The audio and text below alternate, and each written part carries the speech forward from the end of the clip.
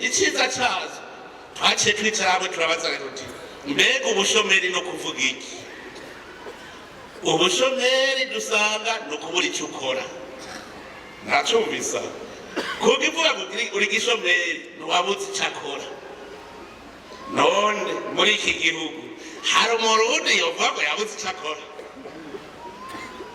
akazi uzokarondera imyaka n'itanu ihere utaragatoraho kare, mugabe igikorwa uragenda akazi urashobora kumara umwaka uhibuka kabura, mugabe igikorwa ntushobora kumara n'isaha imwe wagishatse kukirondera ukibure.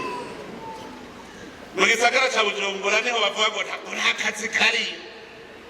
Jewe ndababwira nti nirirwa nidodomba ko hari imicafu, irya micafu n'amase burya wogenda ukayikubura ugaca uyirunda ahantu ugaca uravomera ko utuzi bikabongera. Twebwe abarimyi ntiduca tuza kugurira, si amahera urondera none akoze akazi. Mwari muzi ko amahera mugera murayahonyanga aho muri hose. Aha kuva muhira mwese mwage murahonyanga amahera, n'ingorane zihari no kuyabona. Mwe mushaka amahera ntimwigera murondera iyava, rondera iyava, rondera amahera hava. None si ukugurisha nukugurisha. Mugaragara ndababwire inyatsi yaduhenze yavuze yuko kugira ubeho uja gusaba akazi, ukanidoga ngo banyimye akazi. Kati ndababwiye n'ubu nimutaye mugenda murakubura hajya muza gusa tujya twatsi twose mutwegeranye, hanyuma muce muza muravomera ko utuzi dukeye bibongere, muce mumpamagara murabe ko ntabaha amahera. None uba mwage murahonyanga amahera. Umuntu akugiriye nabi n'umuntu akwereka amahera atakweretse aho ava. None ujya muntu agukoresha tushaka tuvuge n'ukugaburira apfuye ucuja, apfuye ucuja.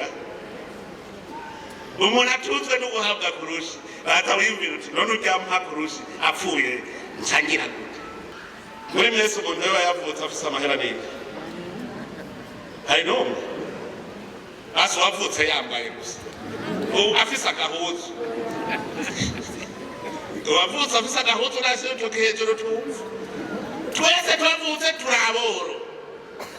Muga Imana imisi yose ipanga kuhera mu bworo ugahereza kutunga. Nta n'umwe muri twese Imana yigeze irema ngo azabe umworo, nta n'umwe. Ibyo rero ntavyo tuzi. Muguja kurondera kubenga ubworo bwawe uzobukurwa ko n'umuntu, kandi nawe Imana yamuremye ukwiwe ikamuha ivyiwe, wewe yaraguhaye. Ndamako ndakababwira umwe wese natangwa yiyumvira ati mbega ni kuko itandemye n'impene, yikurema ari impene uba wamumanitse hajya ukaba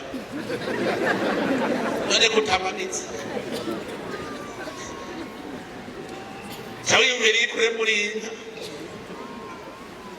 Igikoko Imana yarakiremye igitukishira ngaho kugira ngo natwe aba arico tuzofungura tugira ubuzima.